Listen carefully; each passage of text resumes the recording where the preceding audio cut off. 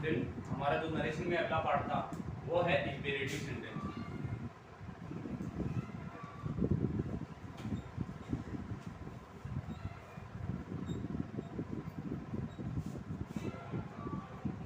हिंदी में बोलते हैं इसको आज्ञार्थक वाक्य, हिंदी में बोलते हैं आज्ञार्थक वाक्य। अब देखो इसमें किस प्रकार से आता है। देखो सबसे बड़ी पहचान ये होती है इंपेरेटिव सेंटेंस की, जहाँ पे भी यदि इंग्लिश में कोई भी सेंटेंस है वो वर्ब की फर्स्ट फॉर्म से शुरू होता है, इससे वर्ब की फर्स्ट फॉर्म से, हम उसको बोलते हैं इंपेरेटिव सेंटेंस। जनरली ऐसा कोई सा भी सेंटेंस नहीं होता है, चाहे आप अफर्मेटिव मानो, नेगेटिव मानो, इंटरोगेटिव मानो, कोई सा भी सेंटेंस मानो, एक्सक्लेमेटरी मानो, वो कभी भी वर्ब की फर्स्ट फॉर्म से शुरू नहीं होता है। हेल्पिंग वर्ब से सेंटेंस शुरू हो सकता है तो उसको हम इंटरोगेटिव सेंटेंस बोलेंगे, लेकिन ये किससे शुरू होता है, वर्ब की फर्स्ट फॉर्म। क्योंकि सेंटेंस स्ट्रक्चर ये बनता है या तो जैसे मान लो कि शुरुआत में हेल्पिंग वर्ब आ गई, उसके बाद में सब्जेक्ट आ गया, और या सब्जेक्ट आ गया उसके बाद में हेल्पिंग वर्ब आ गई। तो यदि वर्ब की फर्स्ट फॉर्म आ रखी है, सबसे बड़ी पहचान इसकी यही होती है, यदि आप सेंटेंस आपके सामने प्लेस होगा तो उसमें यदि वर्ब की फर्स्ट फॉर्म आ रखी है तब आप उसको क्या मानोगे, ये इंपेरेटिव सेंटेंस है। इंपेरेटिव सेंटेंस में रिपोर्टिंग वर्ब को चेंज करने के अलग अलग नियम होते हैं। देखो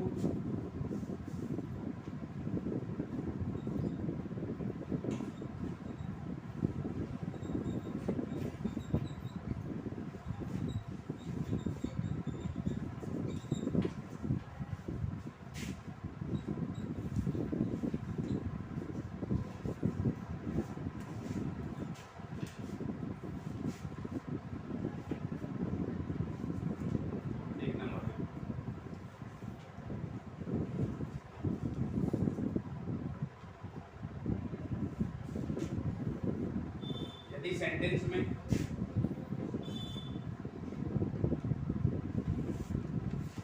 ऑर्डर, ऑर्डर का मतलब होता है आज्ञा,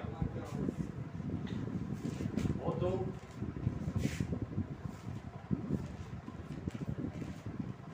सेट को ऑर्डर में चेंज किया जाता है।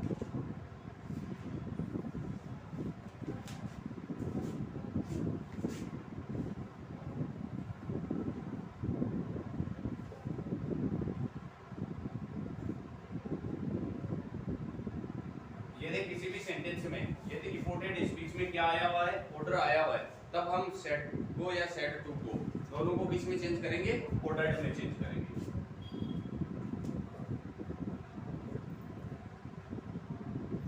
यदि सेंटेंस में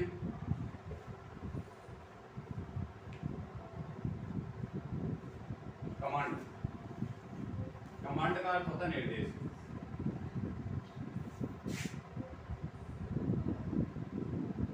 तो सेट को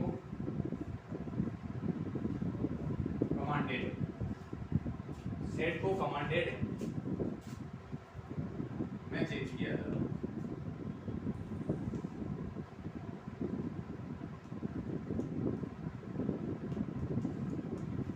यदि क्या आ रखी हो, कमांड आ रखी हो, निर्देश आ रखा हो, तो हम सेट को किस में चेंज करेंगे, कमांडेड में चेंज करेंगे।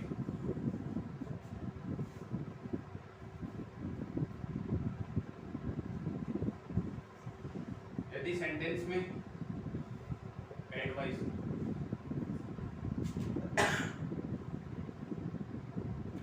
सलाह हो, तो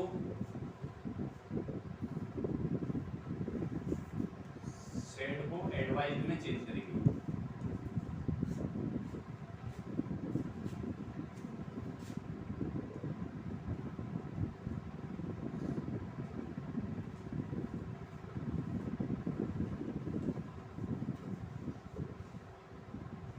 फोर्थ नंबर,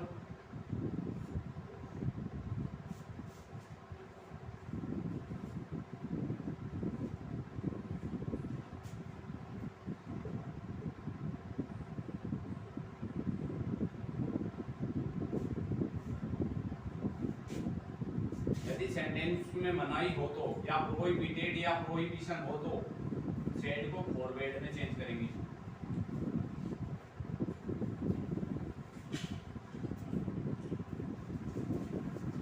सेट को फॉरवर्ड में चेंज किया। ये थे इसके रिपोर्टिंग वर्ब को चेंज करने के लिए।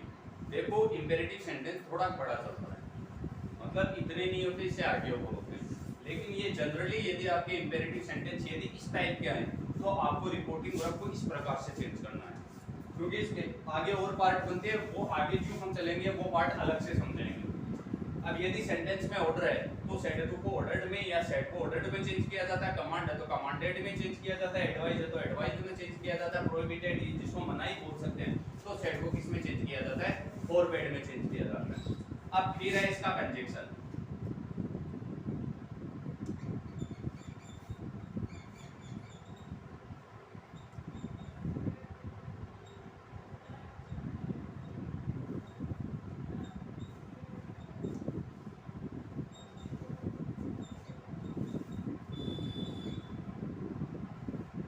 कंजक्शन टू का प्रयोग किया जाता है, क्योंकि ये बात मैंने भी आपको कल भी बताई थी, टू या model, to oblique modal verb को क्या बनाते हैं, इंफिनिटिव बनाते हैं। टू या मॉडल वर्ब को क्या बनाते हैं, इंफिनिटिव बनाते हैं। यदि इंफिनिटिव बनाएंगे तो ये ऐसे जो सेंटेंस आएंगे उसमें वर्ब चेंजेस नहीं होगा, क्योंकि वर्ब जैसी आएगी वैसी की वैसी रखनी पड़ेगी। टू कंजक्शन जो ही लगाएंगे, टू के बाद में जो ही उसको ऐड करेंगे, ऐड करते टू के बाद में क्या आती है, वर्ब की फर्स्ट फॉर्म, तो वर्ब की फर्स्ट फॉर्म ऑलरेडी दी भी आ रही है, तो हम उसको क्या है सेकंड फॉर्म में, जैसे मान लो कि हम ये उसको प्रेजेंट सिंपल मानेंगे तो बात सिंपल में नहीं जा सकते, क्योंकि टू के बाद में सदाई क्या रहती है, वर्ब इंफिनिटिव रहती है। तो इसलिए हम टू के बाद में किसका प्रयोग करेंगे, वर्ब की फर्स्ट फॉर्म का ही प्रयोग करेंगे। ये थे आपके जो इसके जो रूल्स हैं। बाकी जो रूल है यथावत जो प्रोनाउन चेंजेस हैं, जो अदर चेंजेस है टाइम एंड डिस्टेंस के, वो वैसे के वैसे ही यथावत चलते जाएंगे। बस इतने ही ये रूल रहेंगे। जैसे ऑर्डर आ रहा है तो आप इसको ऑर्डर्ड में चेंज कर दो, कमांड आ रहा है तो कमांडेड में चेंज कर दो, एडवाइस है तो एडवाइस में चेंज कर दो, और मनाही है, प्रोहिबिशन है तो आप इसको किस में चेंज कर दो, फॉरवर्ड में चेंज कर दो।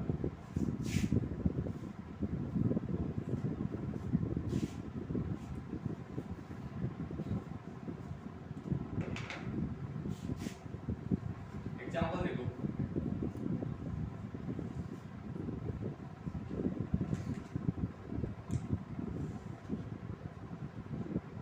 The captain said to the soldiers,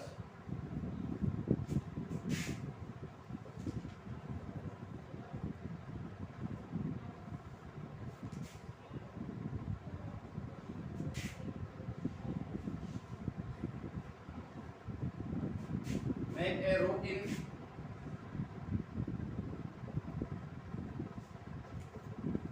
proper situation. Yeah. The captain said to the soldiers, make a rope in proper situation. यदि ऐसी जैसे मान लो कि कुछ अधिकारी अपने से नीचे अधिकारी को दे रहा है तो वो होता है सदाई कमांड, ये बात ध्यान में रखना। तो सेट टू किस में चेंज हो जाएगा, ये इस आधार पे पता चलेगा, किस आधार पे, make a rope in proper situation. The captain set to commanded में चेंज हो जाएगा,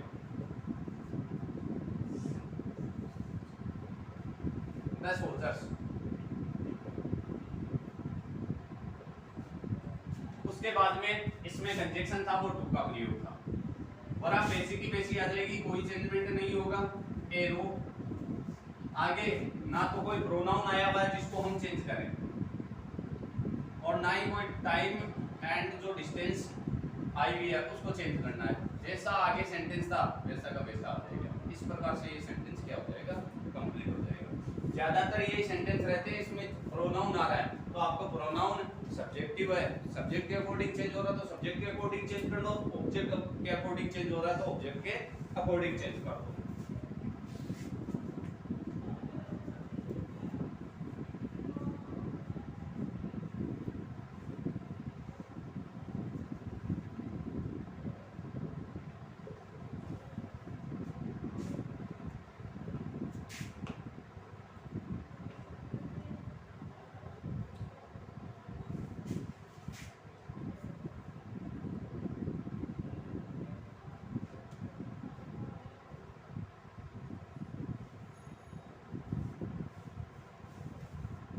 The teacher said to the students, the teacher said to the student, give me your notebook. The teacher ordered the students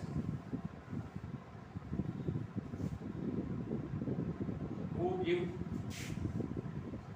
conjunction to का प्रयोग आ गया, to give. अब आएंगे pronoun पे मी। कौन सा पर्सन प्रोनाउन है? First person pronoun. किसके अकॉर्डिंग चेंज होगा? सब्जेक्ट के अकॉर्डिंग। सब्जेक्ट ये है। अब एक बात आपको ध्यान रखनी है, क्योंकि कई ऐसे होते हैं, जैसे मान लो कि कई ऐसी नाउन होती है वो कॉमन नाउन बोला जाता है इंग्लिश में। नाउन होते हैं उनको कॉमन नाउन बोला जाता है। जैसे मान लो कि टीचर है, ये वर्ड है, इसके लिए हम सी का भी प्रयोग कर सकते हैं, ही का भी प्रयोग कर सकते हैं। स्टूडेंट है, स्टूडेंट के लिए भी सी का और ही का दोनों का प्रयोग कर सकते हैं।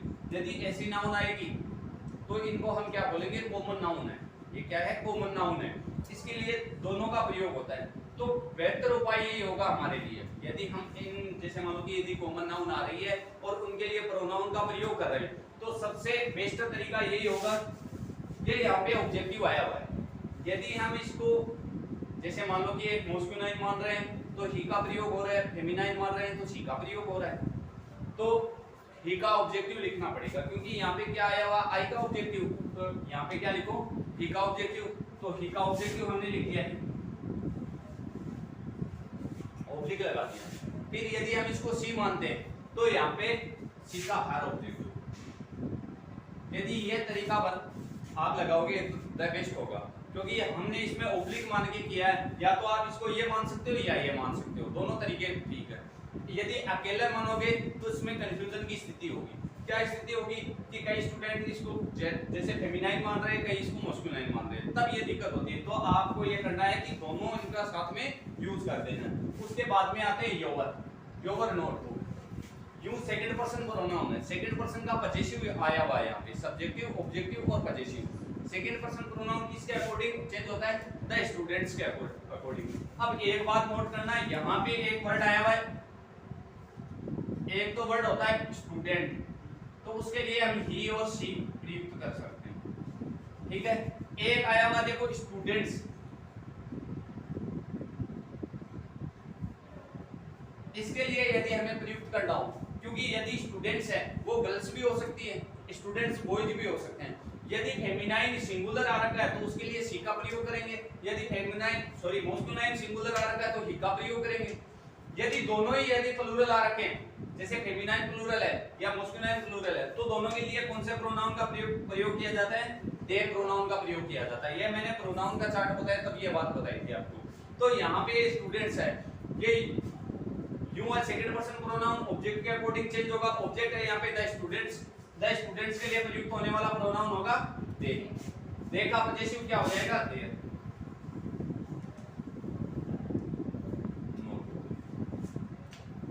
इस प्रकार से ये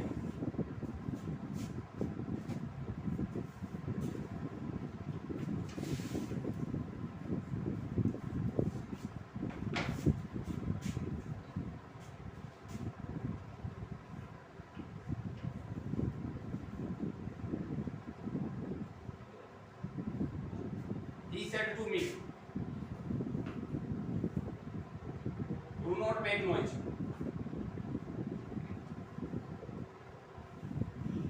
He said to me, do not make noise. अब इसमें सबसे बड़ी बात आपको ध्यान में रखनी है क्या?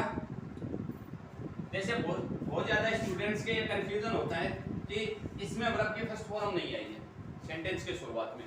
देखो सेंटेंस के शुरुआत में वर्ब की फर्स्ट फॉर्म ही है, हम इसको मेक को वर्ब के फर्स्ट फॉर्म मानेंगे क्योंकि मेक ही है यहाँ पे वर्ब। तो बहुत ज्यादा स्टूडेंट के कंफ्यूजन की स्थिति हो जाती है कि मेक शुरुआत में नहीं आया, संडे में बताया था शुरुआत में आना चाहिए, लेकिन ये सेंटेंस क्या है? नेगेटिव है भाई, नेगेटिव है, नोट का प्रयोग होगा। तो ये कभी भी एक बात ध्यान में रखना, जो भी सेंटेंस नेगेटिव होगा उसमें नोट का प्रयोग कभी भी वर्ब के बाद में यूज नहीं किया जाता है, वर्ब के पहले यूज किया जाता है। और एक बात मैंने आपको ये भी बताई थी, नोट का प्रयोग कभी भी अकेले नहीं आ सकता, वो साथ में हेल्पिंग वर्ब उसके साथ में जरूर आएगी। इस कारण ये यहाँ पे डू नॉट है, ये वर्ब की फर्स्ट फॉर्म तो यही है। अब देखो इसको आ गया, यदि हम चेंज करेंगे तो ये इस प्रकार से होगा, ही फॉरवर्ड मी टू मेक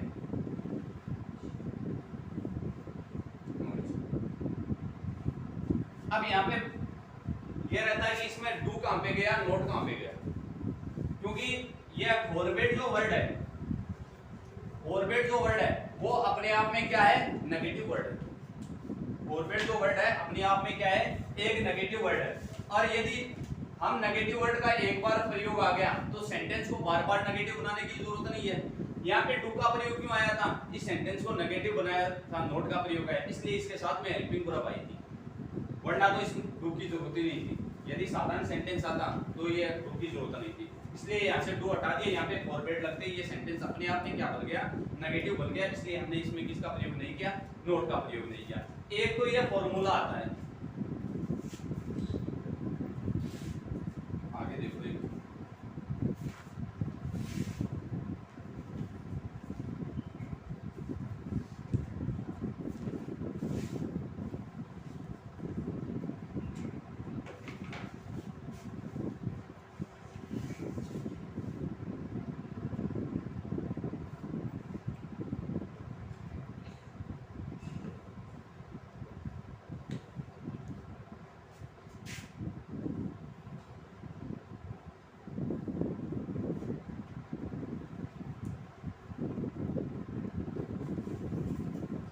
ये भी सेंटेंस क्या है, अपने आप में नेगेटिव है।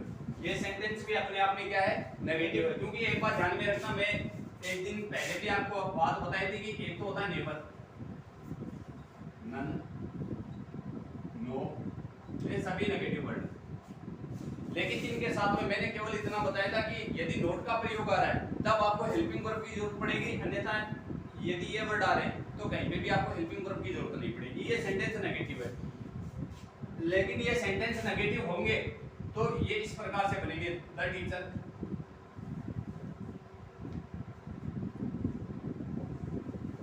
Advised us, the teacher advised us,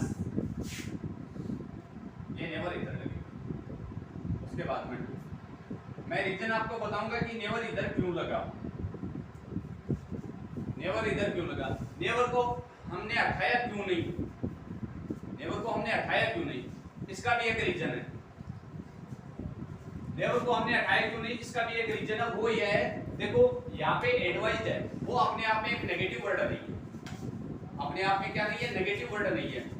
ये फॉरवर्ड का वो अपने आप में नेगेटिव था, तो सेंटेंस को बार बार नेगेटिव करने की जरूरत नहीं थी, लेकिन एडवाइज्ड है वो अपने आप में नेगेटिव नहीं है, तो ये सेंटेंस है, सेंटेंस को हम क्या नहीं बना सकते, अफर्मेटिव नहीं बना सकते। सेंटेंस को हम नेगेटिव जो सेंटेंस है वो नेगेटिव का नेगेटिव ही रहेगा। इसको बोला जाता है sentence formation, sentence formation, sentence का रूपांतरण, कि जैसा सेंटेंस आया और नेगेटिव आया हो तो उसको नेगेटिव का नेगेटिव रखो। मैंने एक बात और बताई कि टू के बाद में सदाई क्या आती है, वर्ब की फर्स्ट फॉर्म आती है, टू के बाद में सदाई वर्ब की फर्स्ट फॉर्म आती है, तो टू के बाद में नेवर का प्रयोग नहीं कर सकते हम, टू के बाद में नेवर का प्रयोग कभी नहीं कर सकते। टू के बाद में टू वर्ब सदाई वर्ब को क्या रखती है, इंफिनिटिव रखती है, उसमें किसी भी टेंस का, किसी भी स्थिति का कोई प्रभाव नहीं पड़ता है। तो ये टू के बाद में वर्ब की फर्स्ट फॉर्म आ गई, इसलिए हमें नोट नेवर को हटा भी नहीं सकते, इसलिए हमें इसको क्या करना पड़ा, पहले रखना पड़ा, ये कारण था। बहुत ज्यादा स्टूडेंट क्या ये गलती कर बैठते हैं। अब इसमें क्या होता है कि स्टूडेंट्स क्या करते हैं कि हमें जो नेगेटिव सेंटेंस है, इंपेरेटिव सेंटेंस के जो नेगेटिव सेंटेंस है वो फॉरवर्ड के फॉर्मेट के आधार पे समझाए गए हैं। हम एग्जाम में करेंगे तो फॉरवर्ड के आधार पे करेंगे, लेकिन ये नेवर वाला यदि आप फॉरवर्ड के आधार पे करोगे तो यहाँ पे फॉरवर्ड लगाते ही आप यहाँ पे क्या कर दोगे, नेवर को हटाओगे, नेवर को हटाते ही गलत हो जाएगा, क्योंकि ये फॉरवर्ड की डिमांड ही नहीं करता है, ये ओनली फॉर एडवाइस की डिमांड करता है। तो यह बात आपको ध्यान में रखनी है। यदि आपको इस प्रकार के सेंटेंस आ गए तो आपको इस तरीके से करने हैं, डू नॉट के आ गए तो वो आपको किस प्रकार से करने हैं, फॉरवर्ड के तरीके से करने हैं। आगे देखो हमारे अगले इसी का ही कुछ पार्ट है,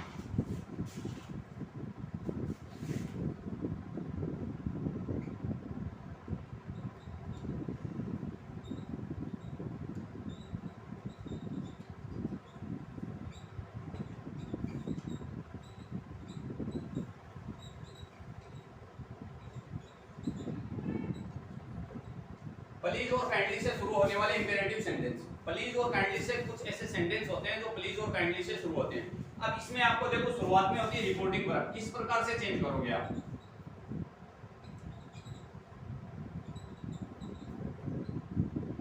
रिपोर्टिंग वर्ब, रिपोर्टिंग वर्ब कैसे चेंज की जाती है, इसमें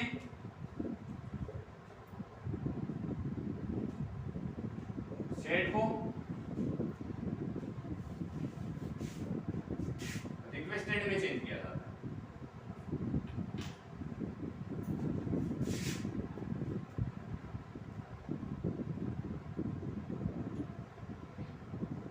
पहला काम था हमारा रिपोर्टिंग वर्ब को चेंज करना। वो क्या था, यदि हमारे सेड आ रखा है या सेड टू आ रखा है तो आपको सेड या सेड टू को किस में चेंज करना है, रिक्वेस्टेड में चेंज करना है। कौन से सेंटेंस में, ऐसे सेंटेंस जो इंपेरेटिव सेंटेंस है प्लस किससे शुरू, रिपोर्टेड स्पीच है वो प्लीज या काइंडली से शुरू हो रहे हैं, तो सेड या सेड टू को रिक्वेस्टेड में चेंज करना है। अब आगे आता है इसका कंजक्शन।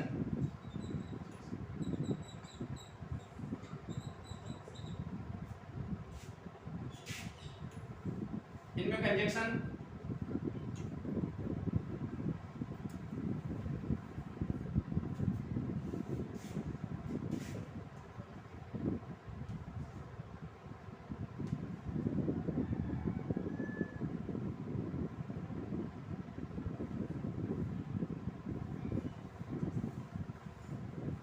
का प्रयोग किया जाता है। इनमें भी कंजक्शन टू का प्रयोग किया जाता है। इंपेरेटिव सेंटेंस आगे जो हम आगे जाएंगे कई ऐसे सेंटेंस आएंगे जिसमें दैट का प्रयोग भी होता है कंजक्शन का। अब उसके बाद में आता है अंत में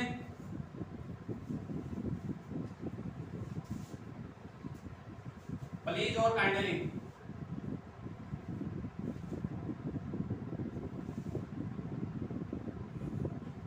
वो हटा दिया जाता है। क्या कर दिया जाता है, प्लीज और काइंडली को हटा दिया जाता है। क्यों हटा दिया जाता है, रीजन ये होता है क्योंकि देखो एक ही सेंटेंस में एक ही चीज के लिए, एक ही सेंटेंस में एक ही चीज के लिए हम बार-बार दो वर्ड हैं वो प्रयुक्त नहीं कर सकते। एक ही सेंटेंस में एक ही चीज के लिए हम बार-बार दो वर्ड प्रयुक्त नहीं कर सकते। जैसे मान लो कि हमने पीछे एग्जांपल देखा था, फॉरवर्ड का प्रयोग कर दिया तो अपने आप में नेगेटिव था, और उसके अंतर्गत हमने क्या किया था, नोट का प्रयोग था, उसमें नोट को हटा दिया गया। अब देखो सेड को यदि हम रिक्वेस्टेड में चेंज करें, रिक्वेस्ट का मतलब क्या होता है, किसी से प्रार्थना करना। रिक्वेस्ट का मतलब होता है किसी से प्रार्थना करना, और प्लीज और काइंडली का मतलब भी क्या होता है, किसी से प्रार्थना करना। तो दोनों में से यदि सेंटेंस में ये वर्ड आ रखे हैं तो रिक्वेस्ट वर्ड नहीं आएगा, यदि रिक्वेस्ट आ गया तो ये वर्ड नहीं आएगा। दोनों में से आपको एक को ही प्रयुक्त करना है। ये सेंटेंस देखो,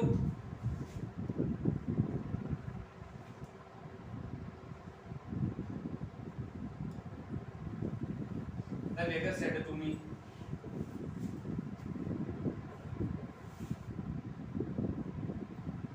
please give me some food.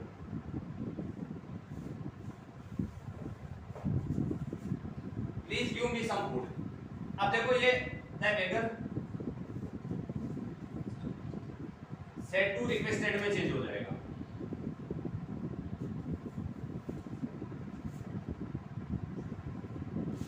उसके बाद में टू आ गया conjunction.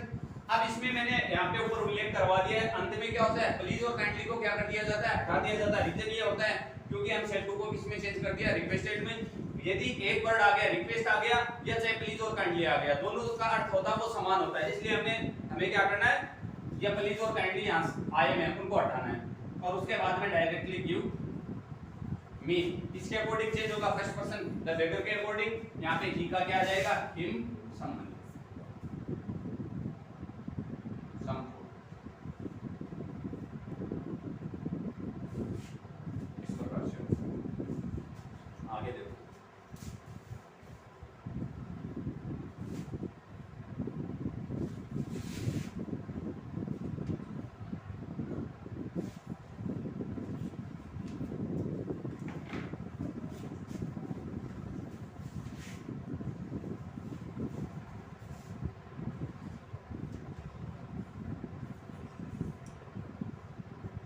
he said to her,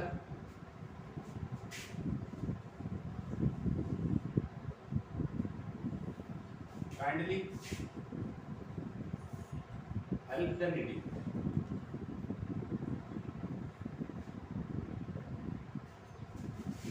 same sentence है, कोई बदलाव नहीं होगा, वैसा का वैसा ही चलता जाएगा। ही रिक्वेस्टेड आ जाएगा, सेड टू रिक्वेस्टेड में चेंज हो जाएगा, हर आ जाएगा, उसके बाद में टू कंजक्शन आ जाएगा। यदि रिक्वेस्टेड लगा दिया तो प्लीज और काइंडली को हटाना है, उसके बाद में हेल्प, यहाँ पे कोई प्रोनाउन नहीं आया हुआ है, द नीडी, क्योंकि ऐसे इंपेरेटिव सेंटेंस होंगे उनमें क्या होगा, टेंस परिवर्तन बिल्कुल भी नहीं होगा यदि आप टेंस परिवर्तन करते जाओगे, क्योंकि टू के बाद में यदि आपने टेंस परिवर्तन कर दिया तो इसका मतलब आपका सेंटेंस क्या हो गया, गलत हो गया।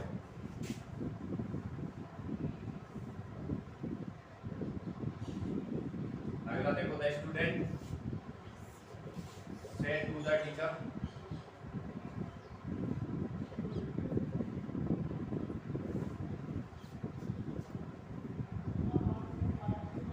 Kindly check my homework.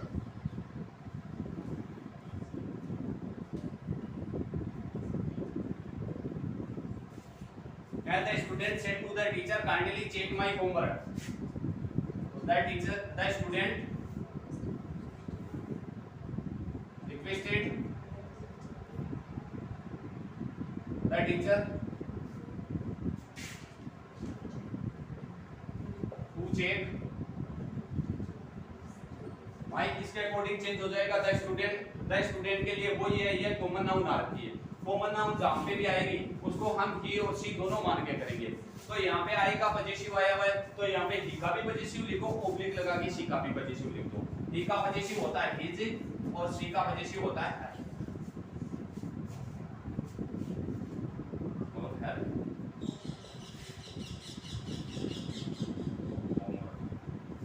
इस प्रकार से ये आपके सेंटेंस कंप्लीट हो। इंपेरेटिव सेंटेंस में कुछ अंश हमारा कंप्लीट हुआ है, जिसमें था जैसे मान लो कि साधन था कमांड वाले, ऑर्डर वाले, एडवाइस वाले, फॉरवर्ड वाले, अब उसके बाद में प्लीज और काइंडली वाले। जिसमें ऐसे सेंटेंस है जिसमें क्या की गई हो, रिक्वेस्ट की गई हो, ऐसे सेंटेंस जिसमें रिक्वेस्ट की गई हो। ये हम जैसे मान लो कि 4-5 प्रकार के जो सेंटेंस थे उनके बारे में देखा। आगे हमारे जो सेंटेंस लेंगे वो हैं लेट से शुरू होने वाले सेंटेंस।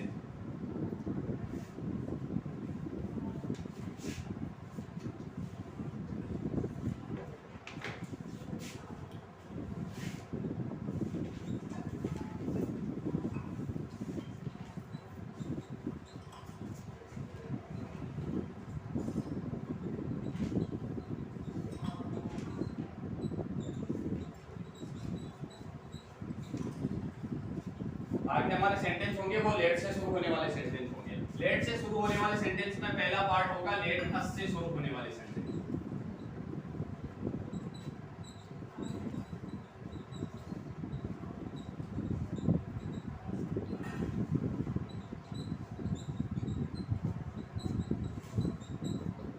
लेट अस से शुरू होने वाले सेंटेंस, लेट अस से शुरू होने वाले सेंटेंसों में देखो पहला होगा रिपोर्टिंग और आपको चेंज करना।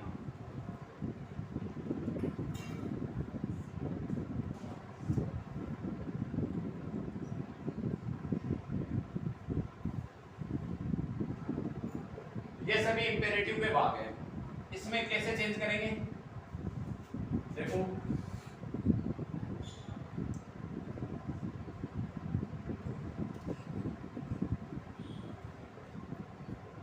लेट अस से शुरू होने वाले सेंटेंस में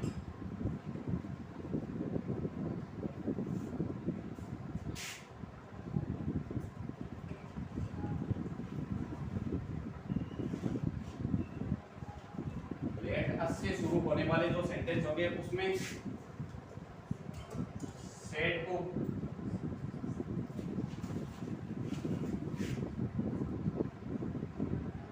सजेस्टेड या प्रपोज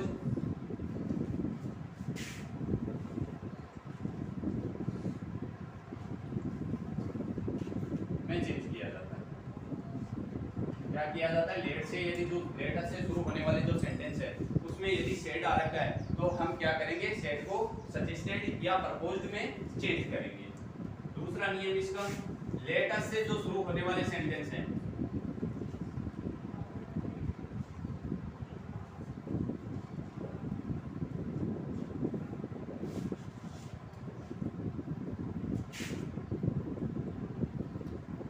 शेड टू, अब ये बात ध्यान में रखना है, इनमें दोनों अलग अलग चेंज किए जाते हैं।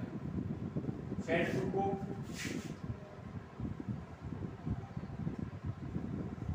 सजेस्टेड ऑब्लिक प्रपोज्ड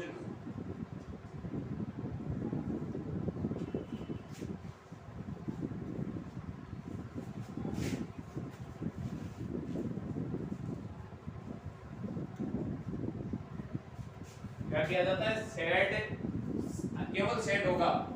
उसको हम क्या करेंगे, सजेस्टेड में और प्रपोज्ड में चेंज करेंगे। या तो आप सजेस्टेड में कर दो या प्रपोज्ड में कर दो। यदि शेड 2 आया हुआ है तो आपको उसमें किस में चेंज करना है, सजेस्टेड 2 साथ में लगाना है। यदि आपने 2 नहीं लगाया इसका मतलब भी आपका सेंटेंस क्या हो रहा है, गलत हो रहा है। अगला हमारा इसमें बिंदु है कंजंक्शन।